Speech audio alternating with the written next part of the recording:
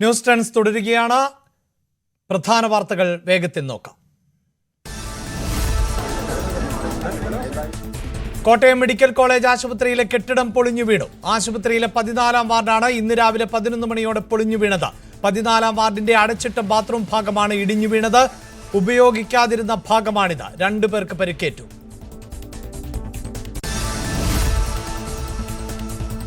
ഉപയോഗത്തിലുള്ള കെട്ടിടമല്ല തകർന്നു വീണത് എന്ന് മന്ത്രി വീണ ജോർജും വി.എൻ. വാസവനും പ്രതികരിച്ചു. കെട്ടിടത്തിനേറെ കാലപ്പഴക്കമുണ്ട്. 3 നില കെട്ടിടമാണ് ഇടിഞ്ഞു വീണത്. സർജറി ഓർത്തോപീഡിക്സിന്റെ സർജറി വിഭാഗമാണ് കെട്ടിടത്തിൽ നേരത്തെ പ്രവർത്തിച്ചിരുന്നത്. അഗ്നിരക്ഷാസേനയും പോലീസും പരിശോധന തുടരുന്നു.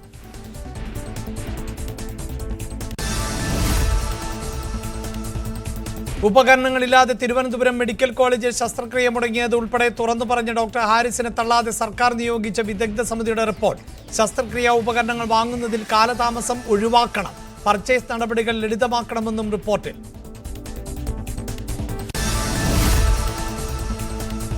തുറന്നു പറച്ചിൽ കൊണ്ട് ഗുണമുണ്ടായതായി ഡോക്ടർ ഹാരിസ്. തന്റെ ഭാഗത്ത് തെറ്റുണ്ടെങ്കിലും അതല്ലാതെ മറ്റു മാർഗം ഉണ്ടായിരുന്നില്ല. സർക്കാരിനെയും ആരോഗ്യവകുപ്പിനെയും കുറ്റം പറഞ്ഞിട്ടില്ല എന്നും ബ്യൂറോക്രസിയെക്കുറിച്ച് മാത്രമാണ് പറഞ്ഞത് എന്നും ഡോക്ടർ ഹാരിസ്. എന്ത് ശിക്ഷ ഏറ്റുവാങ്ങാനും തയ്യാറെന്നും ഡോക്ടർ.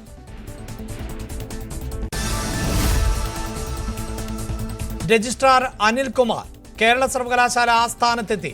ഇടത് സിൻഡിക്കേറ്റ് അംഗങ്ങളും SFI പ്രവർത്തകരും ചേർന്ന് സ്വീകരിച്ചു. ഭരണഘടനയുടെ പകർപ്പ് രജിസ്ട്രാർക്ക് നൽകി. രജിസ്ട്രാർ ഓഫീസിൽ കയറിയില്ല.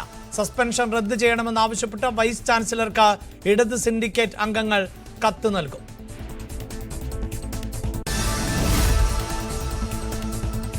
വൈസ് ചാൻസലറുടെ നടപടിക്കെതിരെ കോടതിയെ സമീപിക്കാൻ രജിസ്ട്രാർ. നിയമോപദേശം തേടിയ ശേഷം കോടതിയിൽ പോകുന്നത് സർക്കാരുമായി പരിഗണിക്കും.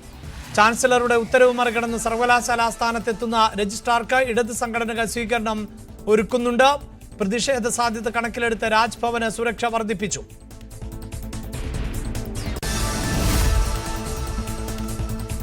രാജ്ഭവനിലേക്കുള്ള ഡിവൈഎഫ്ഐ മാർച്ചിൽ സുരക്ഷാ വീഴ്ചയുണ്ടായതായി ഗവർണർ. ബാരിക്കേഡ് ചാടിക്കടന്ന് പ്രധാന ഗേറ്റ് വരെ എത്തിയത് സുരക്ഷാ വീഴ്ചയാണ്. DGPയെ രാജ്ഭവൻ അതൃപ്തി അറിയിച്ചു.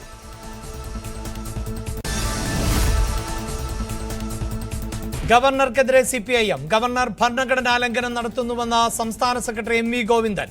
വ്യക്തിപരമായും രാഷ്ട്രീയപരമായും വിശ്വാസ പ്രമാണങ്ങൾ രാജ്ഭവനിൽ അടിച്ചേൽപ്പിക്കാൻ ശ്രമിക്കരുത്. കാവിസാരി അണിഞ്ഞ സ്ത്രീരൂപത്തെ ഭാരതമാതാവിന്റെ പ്രതീകമായി കാണാൻ കഴിയില്ല എന്നും തെറ്റായ ഭൂപടമാണ് സ്ത്രീരൂപത്തിന് ഒപ്പം വെച്ചിരിക്കുന്നത് എന്നും ദേശാഭിമാനിയിൽ ലേഖനം. കേരള സർവകലാശാല രജിസ്ട്രാറിനെ സസ്പെൻഡ് ചെയ്ത നടപടി സർവകലാശാല ചട്ടങ്ങൾ പാലിക്കാതെയെന്ന് മന്ത്രി V. ശിവൻകുട്ടി. സിൻഡിക്കേറ്റിനെ പരിഗണിക്കാതെയാണ് വൈസ് ചാൻസലറുടെ നടപടി.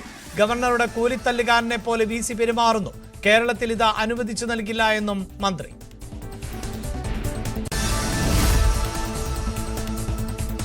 രജിസ്ട്രാർക്ക് പദവിയിൽ തുടരാമെന്ന് R. ബിന്ദു. അതിന് തടസ്സമില്ല. VCയുടെ നടപടി ചട്ടവിരുദ്ധം. യൂണിവേഴ്സിറ്റിയിലെ സംഘർഷാത്മകമായ പരിപാടിയിൽ നിന്ന് ഗവർണർക്ക് മാറി നിൽക്കാമായിരുന്നു. മതേതര ചിന്തയോടെയാണ് പുതിയ തലമുറ വളരേണ്ടത്. സർവകലാശാലകൾ മതേതരമാണ്. നടപടിയെടുക്കാനുള്ള അധികാരം സിൻഡിക്കേറ്റിനാണ് എന്നും ഉന്നത വിദ്യാഭ്യാസ മന്ത്രി.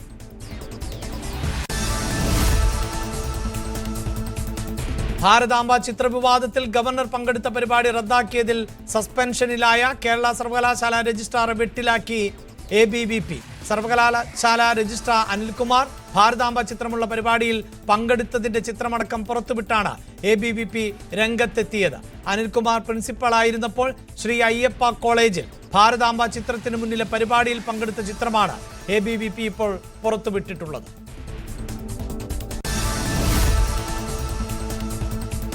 നിയമസഭാ തെരഞ്ഞെടുപ്പിൽ 3 തവണ MLA ആയവർ മത്സരിക്കേണ്ടതില്ല എന്ന വ്യവസ്ഥ നടപ്പിലാക്കാൻ മുസ്ലിം ലീഗ്. മുതിർന്ന നേതാക്കളായ PK കുഞ്ഞാലിക്കുട്ടി, MK മുനീർ എന്നിവർക്ക് മാത്രമാകും ഇളവ് നൽകുക.